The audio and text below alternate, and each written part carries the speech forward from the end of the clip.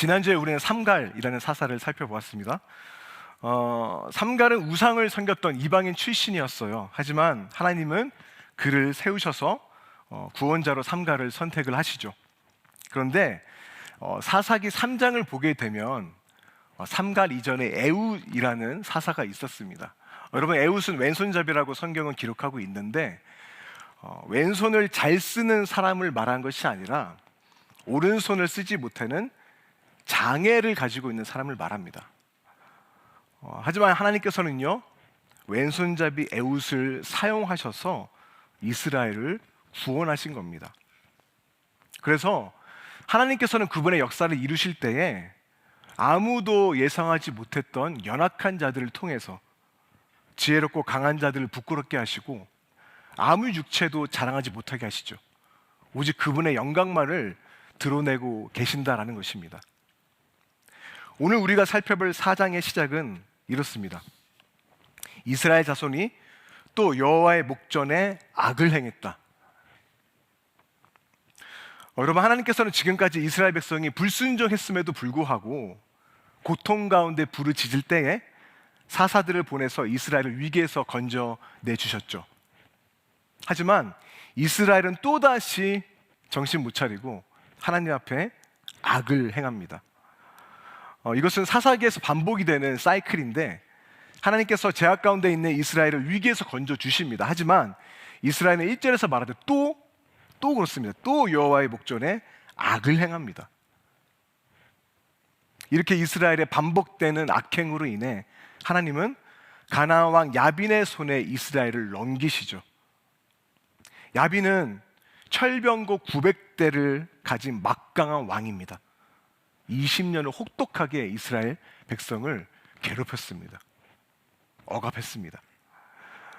특별히 야빈은요, 시스라라는 군대 장관을 두었다고 성경은 기록하고 있는데, 여러분, 시스라는 철병거 900대를 거느린 막강한 용장이었습니다.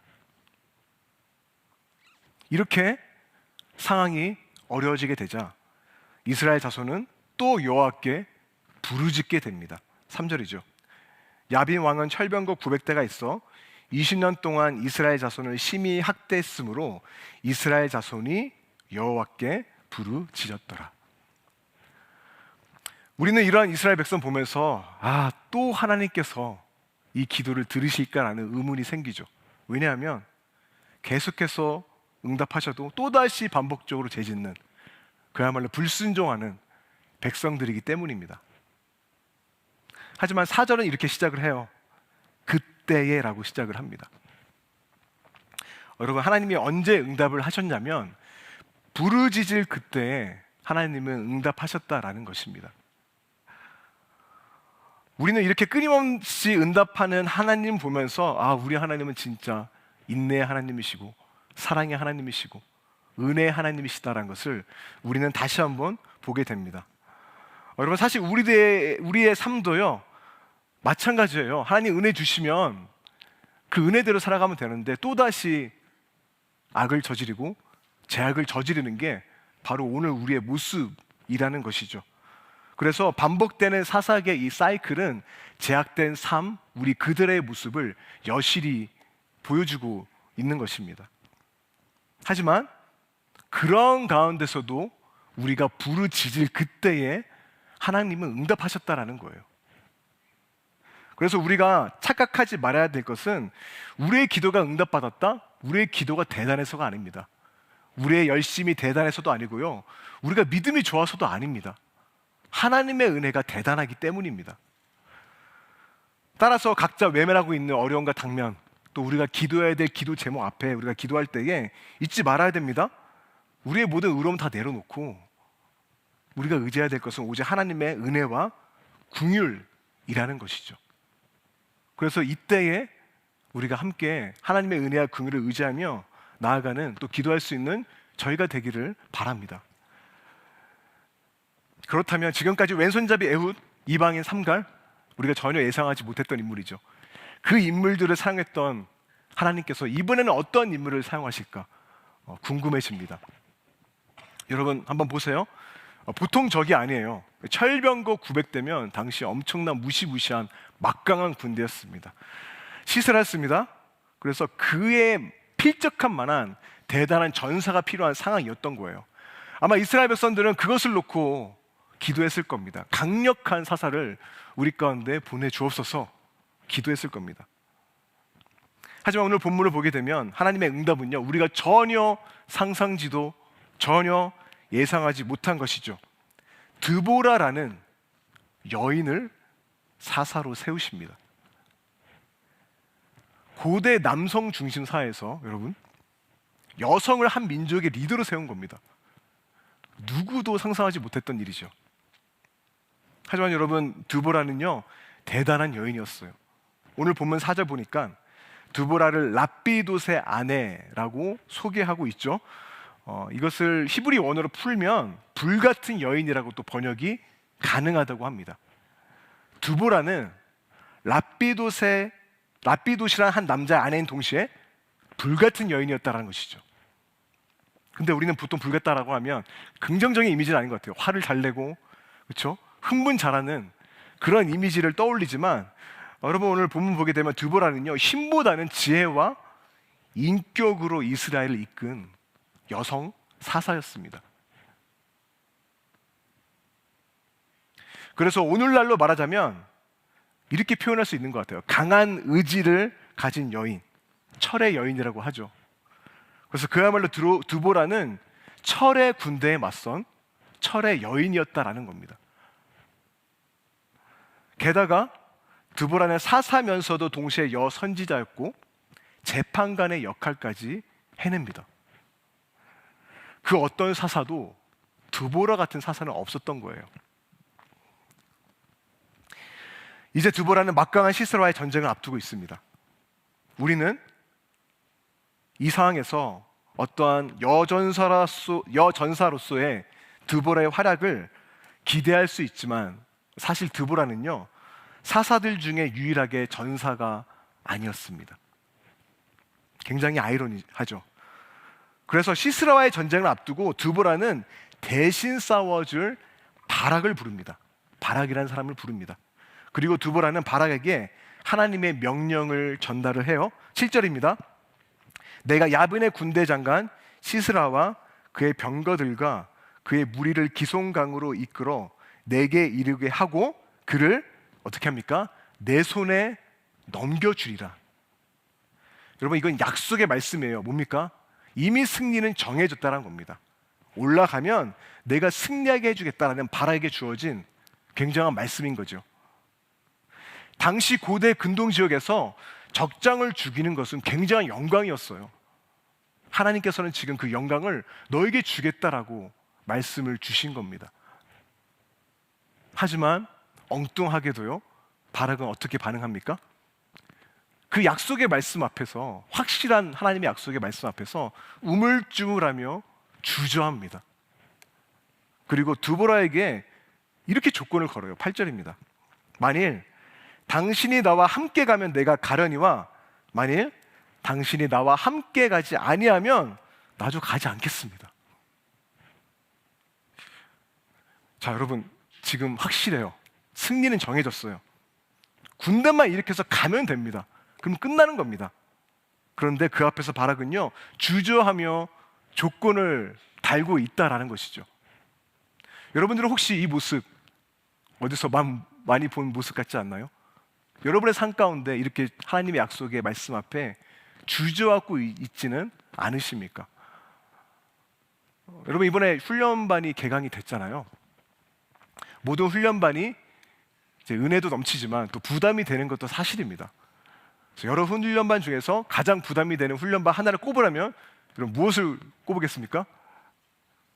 네, 물론 제자반도 힘들지만 저는 만만치 않게 증인반도 굉장한 부담이 되는 훈련반이라고 저는 생각을 합니다. 그래서 증인반은 제가 보니까 지금까지 5명이 차지 않아가지고 열리지 않는 경우가 다반사였고요. 열리더라도 극적으로 열립니다. 겨우 열려요. 근데 그만큼의 은혜와 간증이 넘치는 게 증인반이기도 합니다. 왜냐하면 전도의 현장, 약속의 현장이잖아요. 하나님 의지하고 올라가면 그 놀라운 간증이 터져 나옵니다. 그리고 실패하더라도 그 과정 가운데 그 간증이 있어요. 하나님의 은혜의 간증이 있습니다.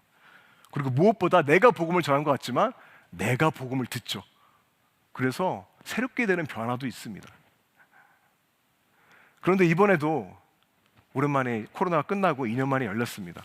이번에 열리는가 싶었는데 5명이 채워지지 않는 거예요. 4명 막 이렇게. 근데 여러분 극적으로 열리게 됐습니다. 신청기간이 지나서 뭐 포기했다 싶었는데 갑자기 이게 극적으로 열리게 돼서 여러분 2년 만에 증인반이 열리게 된 거예요. 근데 증인반 신청하신 분들 이야기 들어보고 보니까 대부분의 마음이 그런 것 같습니다. 물론 은혜가 된다는 거 알아요. 신앙적으로 성장한다는 거 알아요. 그래서 신청은 어찌어찌해서 했지만 속으로는요, 폐강됐으면 좋겠다는 마음이 그 마음 가운데 있는 겁니다. 그러다가 제가 이번에 비보를 전했습니다. 집사님, 증인반 열렸습니다. 한참 동안 말이 없으시다가 당황한 기색이 역력합니다. 근데 솔직히 저도요, 이제 훈련반 강사로 서게 됐는데 5명이 채워지지 않는 모습 보면서 이번에는 그냥 넘어가야겠구나라는 주저함이 있더라고요. 그래서 바락의 모습은 오늘 우리의 모습과도 같다라고 말할 수 있는 것 같습니다. 하지만 드보라는 어떻습니까? 그녀는 하나님의 약속의 말씀을 굳게 믿은 사람이었어요. 그래서 바락에게 말하죠. 내가 반드시 너와 함께 가겠다. 그리고 바로 이 지점에서 이 이야기에서의 중요한 전환이 이루어집니다. 9절이죠. 내가 이번에 가는 길에서는, 내가라는 건 바락을 말한 겁니다. 영광을 얻지 못하리니 이는 여호와께서 시스라를 여인의 손에 파실 것임이니라. 하나님께서 바락의 손에 넘겨주려고 했던 그 영광이 여인의 손으로 옮겨지게 됐다라는 거죠. 우리는 당연히 이 여인이 누구라고 생각을 하죠? 드보라다라고 생각을 합니다. 왜냐하면 지금 이야기를 살펴보면 정황상 드보라밖에 없습니다. 그리고 드보라는 처음부터 끝까지 다른 사사들에 비해서 굉장한 긍정적인 평가를 받은 유일한 사사이기도 하기 때문에 영광받을 충분한 자격이 되죠.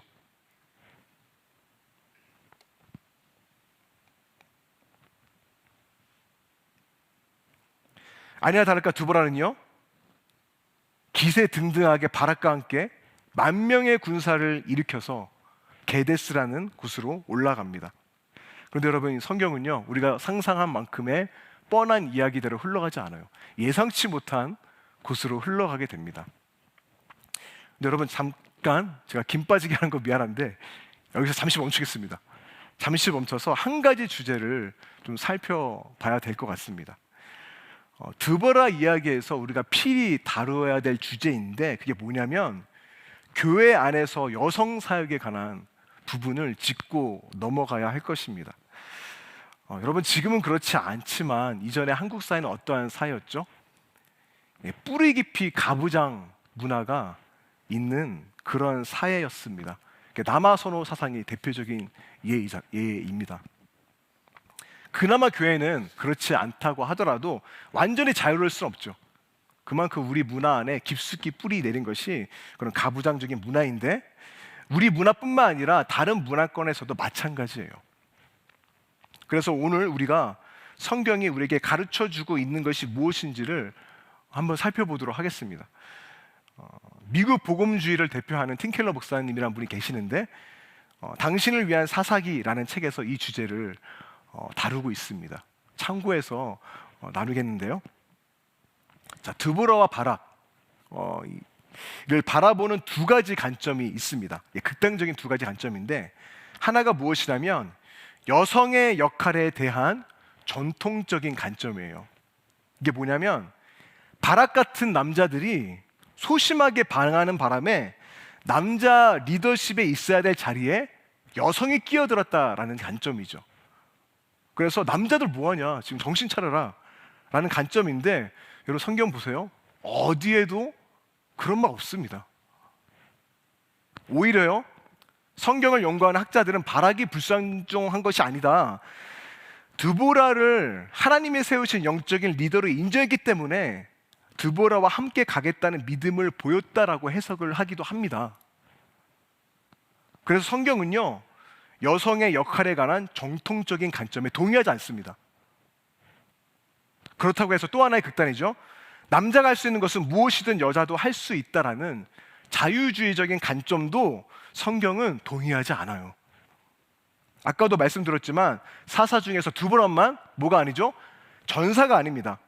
군대를 이끌지도 않았고 그녀는 직접 싸우지도 않았습니다. 대신 어떻게 하죠? 전쟁을 수행할 수 있는 바락에게 이 일을 맡깁니다. 드보라는 이 일을 너무나 탁월하게 잘 했어요. 이렇게 성경은요, 어떻습니까? 정통주의적인 관점도 자유주의적 관점도 지지하지 않으면서 하나님 백성들이 따라가야 될 균형을 우리에게 보여주고 있는 겁니다. 남녀 모두가 하나님 앞에 평등하다. 하지만 그 역할에 있어서는 똑같지는 않다라는 것을 우리에게 보여주고 또 가르치고 있는 겁니다. 여러분, 창세기 보게 되면 남성 여성 모두가 하나님의 형상대로 창조된 피조물로서 동등한 가치와 존엄성을 가지고 있다라고 말하고 있죠. 그래서 구약의 이스라엘의 3대 직분이 선지자, 제사장, 왕인데요, 어떤 여성은 선지자였고 드보라 같은 경우는요, 한 백성의 리더인 사사였습니다. 그런데 제사장만큼은요, 여성 제사장이 없었습니다. 이 말은 즉슨 여성들은 모든 역할에서 자유롭게 그 은사를 사용할 수 있지만 하나님께서 남자를 위해 마련하신 역할에서만큼은 제외가 된다라는 것을 보여주고 있는 거예요. 이것은 신약의 에베소서 5장 23절에 남편이 아내의 머리됨과도 연결이 됩니다. 남편이, 여러분, 아내의 머리가 된다고 해서 여자가 남자보다 가치가 덜하다? 그게 아니죠. 뭡니까? 이 구절은 더 낫고 더 덜하다의 의미가 아니라 하나님이 정하신 역할을 말한 겁니다. 우리의 가치는요, 하나님의 형상으로 만들어졌다는 데 있지 무엇을 하느냐에 달려있지 않습니다. 그래서 이 해석은요, 잘못된 양극단의 해석으로부터 우리를 지켜준다라는 거예요. 따라서 우리는 성경 어디에도 나와 있지 않은 규정을 가지고 여성이 할 수 있는 사역과 임무들을 금지하지 말아야 합니다. 오히려요, 그 은사들이 마음껏 쓰일 수 있도록 해야 할 것입니다. 여러분, 우리 교회만 하더라도 여성 사역자들이 있고 또 여성 평신도로 사역에 참여하신 분들이 굉장히 많습니다. 감사하죠. 얼마나 사역을 잘하고 또 배울 점이 얼마나 많은지 모릅니다. 하지만 그와 동시에 드보라 바락처럼 하나님께서 정하신 역할이 있다는 것을 우리는 기억을 해야 된다는 겁니다. 제가 굳이 설명 안 해도 여러분 이미 압니다. 제가 아들 하나, 딸 하나 키우고 있는데 어떻게 이렇게 다른지 그냥 정말 다른 종류의 인간들 같습니다. 그렇죠? 예전에 이런 책 있었죠. 화성에서 온 남자, 금소에서 온 여자. 똑같은 하나님의 피조물인데 너무 달라요. 그래서 존 스토트 목사님은 이렇게 말했어요. 성경은 남성과 여성의 평등성과 보완성을 동시에 주장한다. 평등성과 보완성을 동시에 주장한다. 남성과 여성 모두가 평등하다. 하지만 각자에게 주신 역할이 있다라는 것을 인정하고 서로 보완하며 협력해라라는 것이죠. 그래서 드보라와 바락이 서로 연합한 것처럼 오늘 우리도요, 서로가 가진 은사와 역할을 가지고 서로를 보완하고 또 연합해서 하나님 나라를 위해서 힘써야 된다라는 것을 우리는 성경을 통해 배울 수 있는 것입니다. 자, 그렇다면 이제 멈췄던 이야기를 계속해서 이어나가도록 하겠습니다. 드보라 바락, 이제 10,000명의 군사들이 전투태세를 갖추고 확실한 그 승리 앞에 공격 능력을 기다리고 있습니다. 그리고 시스라도요, 알아채고 철병거 900대를 거느리고 싸울 준비를 하고 서로 대치를 하고 있습니다. 전운이 감도는 이 상황. 이렇게 절정으로 치닫는 상황에서 여러분 오늘 본문 말씀 보게 되면 이야기의 흐름이 끊기게 됩니다. 11절이죠. 모세의 장인 호밤의 자손 중 겐 사람 헤벨이 자기 족속을 떠나 게데스에 가까운 시아나님 상수리 나무 곁에 이르러 장막을 쳤더라. 여러분 이 말씀 보면서 어떠한 느낌이 드시죠? 전혀 이상한 말씀이 끼어 들어온 듯한 느낌이 들죠. 갑자기 헤벨이라는 자가 등장을 하고 장막을 치는 엉뚱한 장면이 나옵니다. 영화로 치자면 지금 막 절정으로 가는데 갑자기 뚝 끊기고 이상한 장면이 나오는 거예요. 왜 이러한 장면이 갑자기 튀어나오는지 우리는 선뜻 이해가 가지 않습니다. 그런데요, 이 11절이 드보라 이야기에서 핵심 키입니다. 우리는 당연히 시스라가 드보라의 손에 넘겨질 것이라고 예상을 하지만 어쩌면 그렇지 않을 수 있다는 것을 반전하고 있는 그런 구절이라는 것이죠. 그렇다면 과연 시스라는 누구의 손으로 넘어가는 것일까? 말씀을 살펴보겠습니다. 14절에 드보라는 바락에게 다시 한번 공격 명령을 내립니다. 우리 함께 14절 한 목소리로 읽도록 하겠습니다. 시작. 이는 여호와께서 시스라를 내 손에 넘겨주신 날이라. 여호와께서 너의 앞서가지 아니하시느냐. 이 말씀 앞에 이번에 바락은 정신을 차린 모양입니다. 여호와께서 내 손에 넘겨주신 날이라는 말씀을 듣고 공격을 하게 되고 하나님께서는 바락으로 하여금 대승을 거두게 합니다. 그런데 이렇게 전쟁이 끝나고 이야기가 끝나기에는 뭔가 찜찜해요. 미완성된 부분 있죠. 뭡니까? 여인의 손에 시스라를 파실 것이라는 말씀이 남아있기 때문입니다. 근데 오늘 본문 보게 되면 끝날 줄만 알았던 이야기가 다시금 시작을 합니다. 놀랍게도 여러분 시스라는요, 그 와중에 목숨을 가까스로 부지합니다. 그리고 병거에 내려서 도망가서 장막에 들어가 숨습니다. 근데 이 장막이 바로 11절에서 언급되었던 헤벨의 장막이었던 거예요. 17절이죠. 시스라가 걸어서 도망하여 겐 사람 헤벨의 아내 야엘의 장막에 이르렀으니 이는 하솔 왕 야빈과 겐 사람 헤벨의 집 사이에는 화평이 있음이라. 동맹이 있었다는 겁니다. 헤벨이라는 사람은요, 야빈과 동맹을 맺었어요. 그렇기 때문에 시스라는 그 장막으로 안심하면서 몸을 숨긴 겁니다. 괜찮겠지라고 하면서. 그런데 여기서 뜻밖의 인물이 등장하죠. 바로 야엘이라는 이방 여인이었습니다. 이방 여인이었어요. 여러분 헤벨의 아내이기도 한 이 여인은요, 시스라를 환대하고 정성껏 돌봐줍니다. 장막으로 따뜻하게 맞아들일 뿐만 아니라 따뜻한 이불을 덮어주죠. 또한 시스라가 목이 마르다고 하자 우유를 주면서 시스라의 마음을 안정시킵니다. 하루 종일 전쟁에 시달렸던 시스라는요, 그 따뜻한 환대 앞에서 깊은 잠에 빠져들게 됩니다. 그런데 이것이 시스라의 마지막 잠이었죠. 다시는 시스라는 깨어나지 못합니다. 야엘이 잠들어 있던 시스라의 머리에 말뚝을 박아 버리기 때문입니다. 성경은 야엘이 박은 말뚝이 시스라의 간자놀이를 간통하여 땅에 박혔다라고 하니 여러분 상상에 맡기도록 하겠습니다.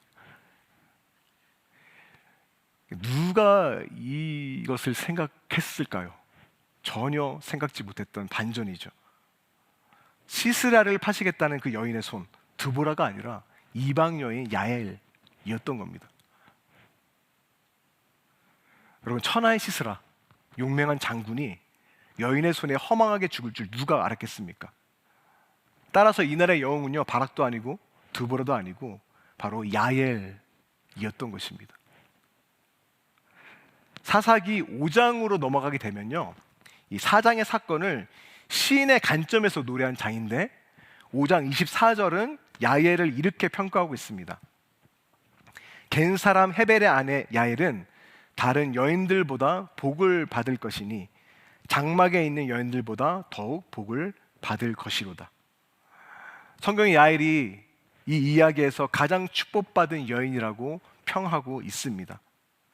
그리고 28절에서 30절을 보게 되면 시스라의 어머니가 나오는데, 시스라는 지금 죽었는데 그의 어머니가 전쟁터에서 돌아오지 않는 아들을 애타게 기다리는 장면이 묘사되고 있어요. 그러면서 스스로 위로하며 고백하는 것이 30절입니다. 그들이 어찌 노량물을 얻지 못하였으랴. 그것을 나누지 못하였으랴. 사람마다 한두 처녀를 얻었으리로다. 시스라는 채색 옷을 노락하였으리니. 성경을 연구하는 학자들은 이 구절을 보면서 시스라는 훔치고 여자들을 강간하고 노예 삼기를 좋아했고, 30절에 처녀라고 되어 있는데 히브리 원어로는 이게 시골 처녀, 여자 노예입니다. 그래서 시스라는요, 소녀들을 붙잡아서 성노예로 삼은 잔악한 짓을 저지른 잘하는 것이죠. 그래서 여러분, 시스라가 이스라엘 여인들을 얼마나 끔찍하게 다뤘는지를 우리는 이 구절을 통해서 볼 수 있습니다. 많은 여인들의 삶을 지옥과 같은 악몽으로 만든 자, 그게 시스라였던 것이죠. 하지만 야엘이 그 시스라의 강간과 공포 통치를 종식시키는 결정적인 역할을 해냅니다. 이로 인해 이스라엘은 40년의 평화의 시기를 보내게 됩니다. 거의 한 세대 동안이나 평화의 시기가 온 것인데, 이 시대를 연 인물이 바로 누구입니까? 철병거에 맞선 그야말로 철의 여인들이죠. 드보라와 야엘이었다라는 겁니다. 사랑하는 해성교회 성도 여러분, 하나님께서는요, 그러신 분이죠. 그들이 여인이든 누구든 심지어 이방인이라도 그들을 일으키셔서 자신의 구원의 역사를 이루시는 분이십니다. 이것은 오늘날도 마찬가지입니다. 자기 소견대로 행하는 사사시대의 어두움은 오늘날 우리 시대와 모습과도 같죠. 계속해서 감소하는 교인들의 수, 교회를 떠나가는 많은 젊은이들, 인간적으로 눈으로 보면 과연 하나님이 지금 역사하시는 걸까? 우리의 마음이 흔들릴 수 있습니다.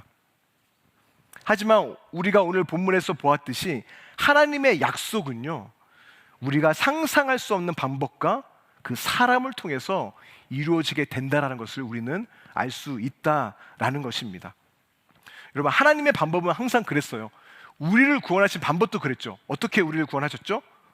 그 누구도 생각지 못한 그의 아들 예수 그리스도를 이 땅에 보내셔서 어떤 도구를 사용하셨냐면 십자가라는 패배 도구, 사형 도구를 사용하셨죠. 하지만 하나님의 손에 붙드는 그 십자가는 패배 도구가 아니라 승리이며 부활이며 모든 이들의 생명이 되었습니다. 따라서 사사기에서의 진정한 히어로는 사사들이 아니라 그 사사들을 세우시고 일으키시는 하나님이 진정한 왕이시며 진정한 사사이시다라는 것을 우리는 볼 수 있습니다. 그래서 문제는요, 우리가 그 약속 앞에서 어떻게 반응하냐에 달려 있다라는 거예요. 여러분, 어차피 시스라는 죽을 겁니다. 하나님의 백성은요, 반드시 승리할 겁니다. 확실한 하나님의 약속이 우리에게 주어졌어요. 하나님의 나라는요, 이 땅 가운데 이루어져 갈 것입니다. 세상이 아무리 어둡다고 해도요, 교회는 무조건 승리합니다. 약속입니다, 이거는. 하지만 그 말씀 앞에 우리가 주저하고 상한 핑계대고 조건을 내건다면 그 승리의 현장에서 내가 배제될 수 있다라는 것이죠. 여러분, 이스라엘 구원이 바락의 손에만 달린 게 아니지 않습니까? 하나님께서 그 승리의 도구로 바락, 내가 너를 쓰겠다라고 했는데 그것을 믿지 못한다면, 그래, 내가 그 영광을 다른 자에게 주겠다라고 그분은 그 일을 반드시 이루어 가시는 분입니다. 그래서 오늘 말씀을 보면서 우리가 두려워해야 할 것은 패배에 대한 두려움이 아니죠. 뭡니까? 하나님께서 우리에게 맡기신 그 약속의 말씀, 나의 그 사명의 영역이 있는데 우리가 하나님을 온전히 신뢰하지 못함으로 인해 그 촛대를 다른 곳으로 옮기신 것이 아닐까라는 그 두려움이 우리 가운데 있어야 된다는 것이죠. 오늘 본문을 자세히 보게 되면 여러분, 반복되는 표현이 있어요. 그게 뭐냐면 바로 손입니다. 하나님께서는 이스라엘의 심판의 도구로 야빈의 손에 그들을 파십니다. 하지만 바락의 손에 시스라를 넘겨주겠다라고 하시고, 바락이 주저하자 어떻게 됩니까? 시스라를 한 여인의 손에 파신다라고 말씀하시죠. 저는 오늘 말씀 묵상하면서 또 한 사람의 사역자로서 오늘 본문을 보면서 나의 손에 주어진 그 하나님의 약속이 있을 텐데, 나를 통해서 이루시기 원하는 하나님의 약속이 있을 텐데, 내가 바락과 같이 하나님을 신뢰하지 못하고 상한 핑계대고 순종하지 못함으로 이 약속을 놓치면 어떻게 될까라는 두려움이 제 마음 가운데 일어나게 되더라고요. 여러분들도 마찬가지입니다. 아마 여러분들의 그 손에도요, 각 사람을 향한 하나님에 대한 마음들, 약속들, 뜨거운 열정들 아마 있을 거라고 생각을 합니다. 하지만 그것을 붙잡지도 않고 순종하지 않는다면 하나님은 그 약속을 다른 이들의 손으로 옮길 것이고, 그 말씀은 다른 이들을 통해서 이루어질 것입니다. 여러분, 교회도 마찬가지인 것 같아요. 혜성교회를 이 지역에 세운 이유가 있을 것이고, 혜성교회의 손에 맡겨진 역할, 하나님의 말씀이 있다라는 거죠. 하지만 우리가 온전한 교회로 살아가지 못한다면 하나님은 그 능하신 손을 거두실 것입니다. 따라서 우리가 붙들고 기도하고 있는 비전, 복을 받고 복을 흘려보내는 이 블레싱의 비전은 우리가 반드시 붙들고 기도하고 헌신하고 약속 말씀에 붙들고 올라가야 될 하나님의 막중한 사명이다라는 것이죠. 그렇게 하나님의 비전을 붙들고 나아갈 때 이 마지막 시대 가운데 하나님께서 혜성교회를 일으키셔서 영광스럽게 사용할 줄로 믿습니다.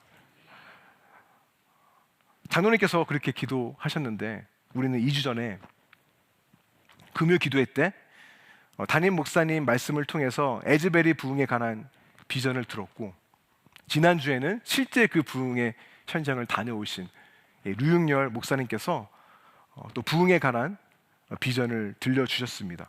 개인적으로도 너무나 큰 은혜와 도전을 받았습니다. 그리고 올해가 평양대부흥운동의 도화선이 된 원산대부흥운동 120주년이 되는 해라고 합니다. 부흥을 연구하는 학자들은 역사적으로 부흥이 약 100년 주기마다 일어났다는 것을 발견합니다. 여러분, 사사기의 사이클만 봐도 그렇죠.